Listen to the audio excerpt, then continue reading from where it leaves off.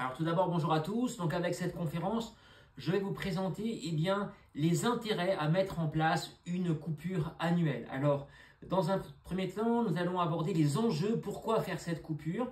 Et ensuite, nous verrons ensemble, très concrètement, comment on met en place cette coupure et qu'est-ce que l'on va mettre en place pendant cette coupure. Alors, pourquoi une coupure? Tout d'abord, pour trois raisons. La régénération du système nerveux autonome, je vais y revenir, c'est essentiel.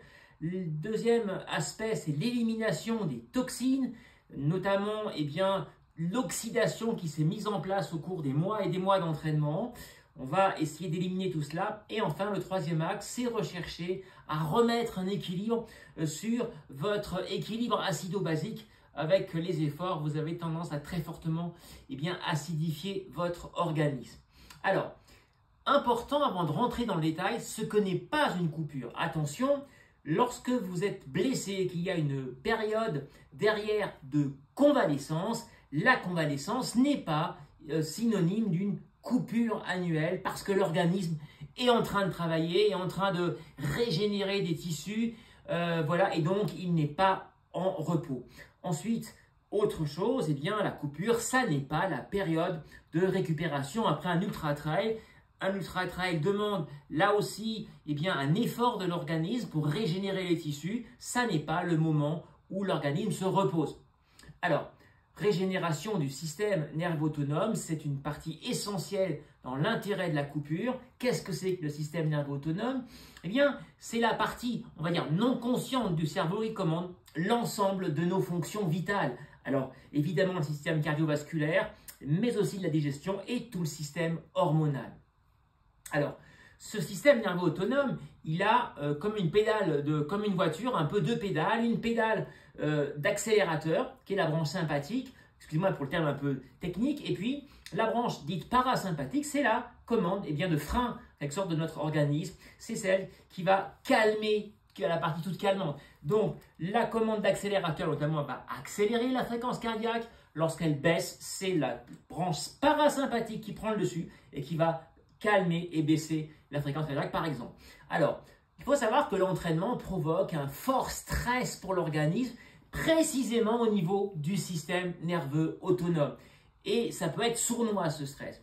Et donc, ce stress va enclencher des irritations au niveau des tendons, des ligaments, mais aussi des micro-lésions au niveau des muscles qui vont petit à petit s'accumuler, peut-être être sournois, on ne se rendra pas trop compte, il va falloir régénérer tout cela. Et également, cet entraînement va provoquer, ce stress va provoquer, un système immunitaire qui va s'épuiser au fil des mois d'entraînement et il y a un risque de fragilité, notamment au niveau des agressions virales, si on ne prend pas garde à laisser ce système nerveux autonome récupérer, recharger les batteries en quelque sorte. C'est donc extrêmement important.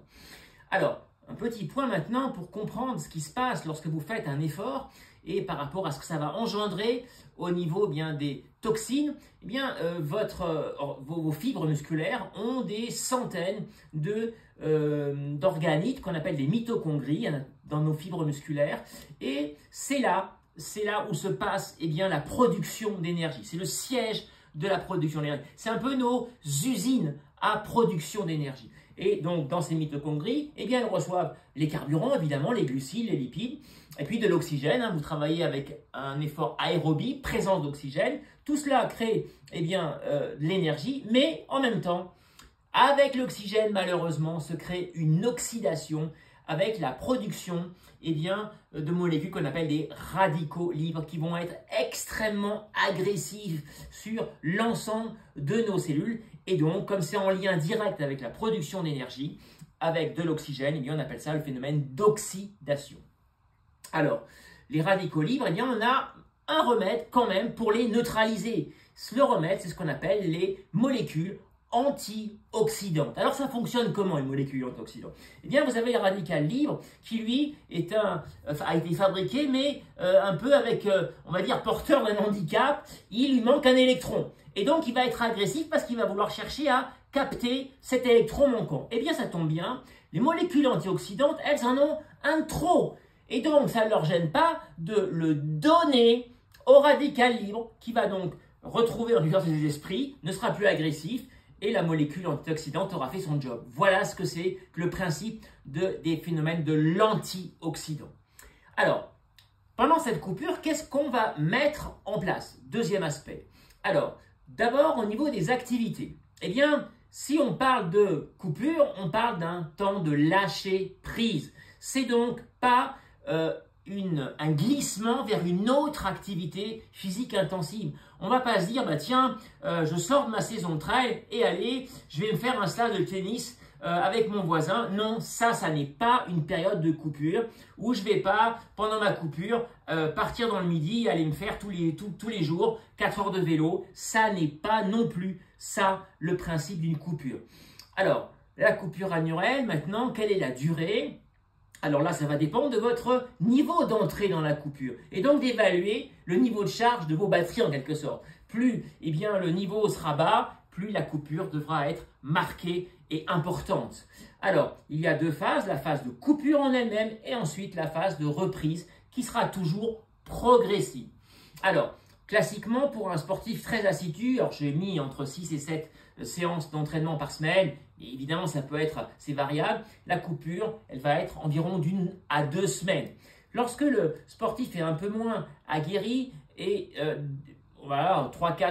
4 à 5 séances par semaine, voilà, et bien dans ce cas-là, la coupure sera plus longue. Pourquoi? Une coupure plus courte pour les élites? Bien parce que chez les élites, il y a une désadaptation plus rapide, on a constaté. Par conséquent, ils perdent plus rapidement leur potentiel que va le perdre un sportif moins aguerri.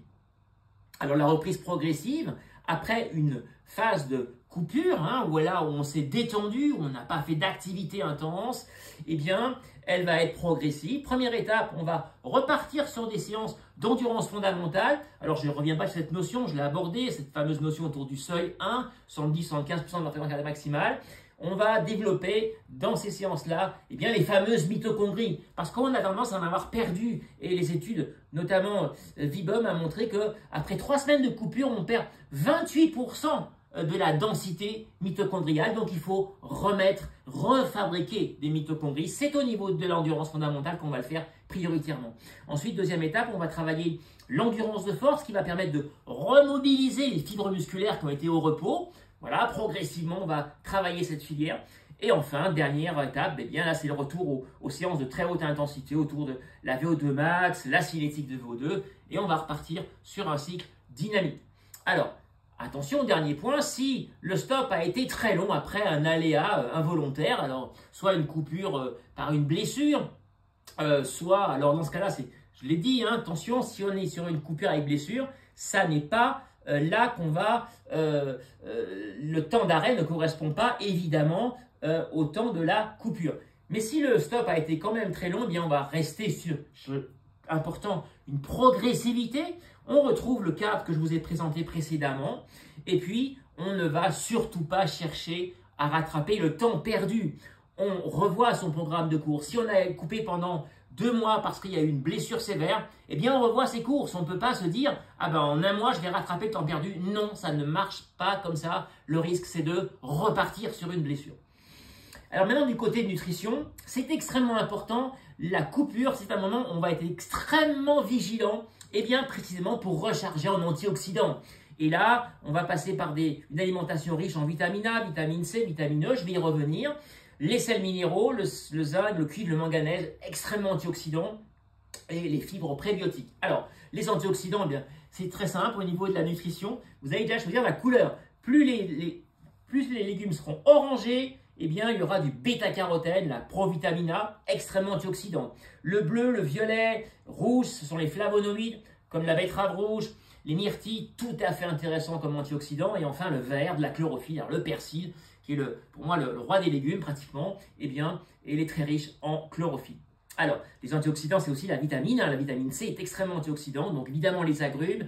Mais n'oubliez pas le poivron et le persil, qui est un des must en teneur de vitamine C. Et puis, je l'ai mis un peu en décalé, hein, le kiwi, parce que très souvent, il ne vient pas de France et c'est quand même dommage de prendre de la vitamine C qui a traversé par bateau les océans.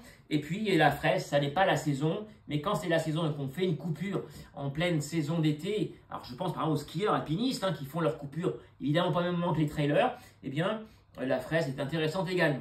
Alors, la autre vitamine extrêmement antioxydante, c'est la vitamine E.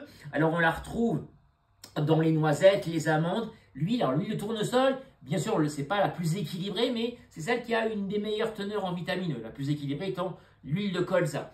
Les poissons gras, les sardines par exemple, les graines oléagineuses, le sésame, le lin, tout à fait riche en vitamine E. Et si vous êtes gourmand, bien le chocolat noir avec des noisettes va être intéressant. Alors, autre aspect, c'est-à-dire les sels minéraux, plutôt les oligo-éléments. Alors le zinc et le sélénium, tout à fait riches en antioxydants. Alors là, on les retrouve dans les fruits de mer. Alors j'ai mis en vert pour ce qui est de l'aspect végétal. Alors l'avocat, là encore une fois, essayez de prendre des avocats plutôt français. Le jaune d'œuf, intéressant. Les viandes, le poisson. La noix de Grenoble, très très bonne en zinc et en sélénium. Les fromages à pâte cuite. Le champignon et l'ail qui est aussi un must, évidemment. C'est tout à fait intéressant l'ail dans la nutrition. Alors, dernier aspect de l'antioxydant, c'est les fibres probiotiques. Alors là, elles ralentissent la montée de la glycémie, donc ça a un intérêt parce que plus vous allez prendre des sucres et vous allez avoir une montée de la glycémie, vous avez tendance à oxyder votre organisme. Les antioxydants, c'est aussi par les apports en fibres probiotiques. Alors, le radis noir, le brocoli, la choucroute, tout à fait intéressante comme probiotique, les oignons rouges et on retrouve aussi nos amandes. Voilà, puis aussi il y a les asperges, mais ce n'est pas la saison à cette époque, les artichauts, le potimarron, tout à fait intéressant, je vous l'ai dit, couleur orangée aussi, le poireau et on retrouve l'ail. Alors, maintenant, l'autre axe de la nutrition, c'est limiter l'acidité, donc on va favoriser une alimentation alcaline qui va baisser l'acidité. Alors, qu'est-ce qu'on va prendre? Eh bien, on va privilégier les légumes de saison. Actuellement, ça tombe bien, les châtaignes, le céleri rave, le navet, la pomme de terre sont tout à fait alcalins. Et puis, vous allez voir ça le matin, c'est extrêmement intéressant comme apport alcalin. Un jus de citron avec un peu d'eau tiède et du gingembre râpé, c'est parfait pour démarrer une journée alcaline. Et puis, également, alors pour ceux qui ne seraient pas intolérants au lactose, le lait caillé et les produits laitiers fermentés sont intéressants parce que les bactéries vont pondérer l'acidité. Alors, on va éviter absolument pour une alimentation alcaline tout ce qui est sucre raffiné, l'alcool, la viande, les fruits non mûrs aussi sont pas très bons et on va limiter la consommation par contre les laitages non fermentés, les fromages, les céréales et les fruits secs, on peut en consommer mais de manière modérée. Voilà, écoutez, j'espère avoir donné des éléments qui vous permettront maintenant de mieux structurer votre phase de coupure annuelle. Alors, je rappelle que vous retrouvez sur ma chaîne YouTube tous mes conseils, toutes mes vidéos, tous les replays des conférences également. Puis, je rappelle également mon site, où vous allez pouvoir trouver mes créations de produits énergétiques. Voilà. Et puis, vous allez retrouver également sur mon site toutes mes conférences. Alors, vous allez retrouver des conseils nutrition, des conseils sur les entraînements, toutes mes conférences, directement le lien à partir de mon site et puis les formules de coaching que je peux vous proposer.